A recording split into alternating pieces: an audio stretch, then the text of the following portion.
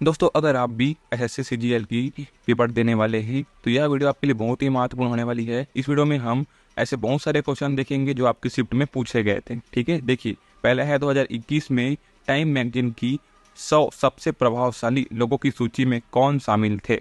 तो देखिए दोस्तों, इसका आंसर हो जाएगा आपका प्रधानमंत्री नरेंद्र मोदी। 2021 में टाइम मैगजीन की 100 सबसे प्रभावशाली लोगों में प्रधानमंत्री मोदी का भी नाम था। ठीक है जी। अगला है, अकबर का वित्त मंत्री कौन था। ये क्वेश्चन आपके अभी एग्जाम में पूछा गया था शिफ्ट में, है ना। तो ये होगा आपका राजा टोडरमल। ठीक है, अकबर के वित्त मंत्री राजा टोडरमल थे। वे अकबर के नवरत्नों में से एक थे और उन्होंने मुगल साम्राज्य की राजस्व प्रणाली को सुधारने में महत्वपूर्ण भूमिका अपनी निभाई थी। ठीक है, राजा टोडरमल। अगला है, लू किस देश में बहती है। तो ये है आपका पश्चिम से पूरब, और ये भी आपकी अभी रिसेंटली जो शिफ्ट हुआ उसमें पूछा गया था। देखिए, लू उत्तर पश्चिम भारत के शुष्क भागों में चलने वाली तेज उष्ण हवाओं को कहा जाता है। ये हवाएं मुख्यतः ग्रीष्म ऋतु में चलती है और उत्तर पूर्व तथा पश्चिम से पूर्व की ओर प्रभावित होती है। चलिए अगला है, महाराजा महेंद्र प्रताप सिंह विश्वविद्यालय कहाँ पर उद्घाटन किया गया था। तो ये होगा आपका अलीगढ़ उत्तर प्रदेश में। ठीक है, महाराजा महेंद्र प्रताप सिंह विश्वविद्यालय का उद्घाटन अलीगढ़ उत्तर प्रदेश में किया गया था। यह विश्वविद्यालय राजा महेंद्र प्रताप सिंह के सम्मान में स्थापित किया गया था, जिन्होंने स्वतंत्रता संग्राम में अपनी महत्वपूर्ण भूमिका निभाई थी। ठीक है, चलिए, सूर्यदेव की पूजा किस त्योहार में के दौरान की जाती है। देखिए, तो ये भी क्वेश्चन आपके शिफ्ट में पूछा गया था। ये होगा आपका छठ पूजा।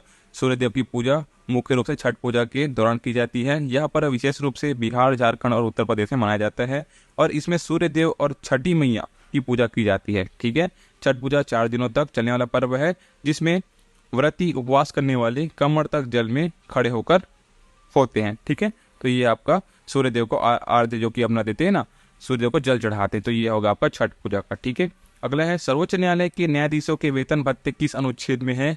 ये भी क्वेश्चन आपकी अभी एग्जाम में पूछा गया था और ये है आपके आर्टिकल 125 में। ठीक है, देखिए इसका एक्सप्लेनेशन क्या है। सर्वोच्च न्यायालय की न्यायाधीशों के वेतन और भत्तों का विवरण भारतीय संविधान के अनुच्छेद 125 में दिया गया है। इस अनुच्छेद के तहत न्यायाधीशों के वेतन भत्ते और अन्य लाभों को संसद द्वारा निर्धारित किया गया है। देखिए, इसको किसके द्वारा निर्धारित किया गया है, संसद द्वारा, और कौन से अनुच्छेद में है, तो ये आर्टिकल 125 में। ठीक है, याद रखिएगा।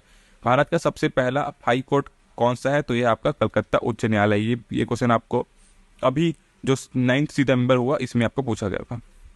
देखिए, भारत का सबसे पहला हाई कोर्ट कलकत्ता उच्च न्यायालय है। इसकी स्थापना 1862 में की गई थी। स्थापना कब की गई, इस 1862 में, और यह पश्चिम बंगाल राज्य और अंडमान और निकोबार द्वीप समूह के केंद्र शासित प्रदेश पर अधिकार क्षेत्र रखता है। देखिएगा, यहाँ पर बहुत इंपॉर्टेंट है कि इसकी स्थापना 1862 में की गई और यह पश्चिम बंगाल राज्य और अंडमान निकोबार द्वीप समूह जो कि केंद्र शासित प्रदेश है यहाँ पर अधिकार रखता है।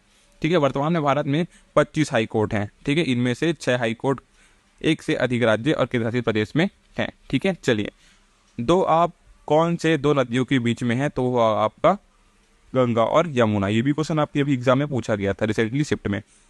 आप गंगा और यमुना नदियों के बीच का क्षेत्र है। यह क्षेत्र उत्तर प्रदेश में स्थित है और इनमें उपजाऊ जलोढ़ मिट्टी पाई जाती है। देखिए, यहाँ पर भी एक क्वेश्चन निकल के आता है कि जलोढ़ मिट्टी, तो ये आप देख लीजिएगा, और जो कृषि के लिए बहुत उपयुक्त होता है। ठीक है, कौन सी मिट्टी, जलोढ़ मिट्टी। चलिए, भारत का पहला गोल्फ क्लब कहाँ पर स्थित है। तो आपका कलकत्ता में। भारत का पहला golf club royal Calcutta globe है, जिसकी स्थापना 1829 में हुई थी। यह क्लब कोलकाता में स्थित है और इसे ग्रेट ब्रिटेन के बाहर स्थापित पहला गोल्फ क्लब माना जाता है। ठीक है, अगला है, ये भी क्वेश्चन आपके अभी एग्जाम में पूछा गया था, प्रोजेक्ट टाइगर की शुरुआत कब हुई थी। तो दोस्तों, ये सभी एक्सपेक्ट क्वेश्चन हो जाएंगे आपके लिए, जो अभी आपके एग्जाम अगर बचा है तो उसमें आपको पूछ सकते हैं।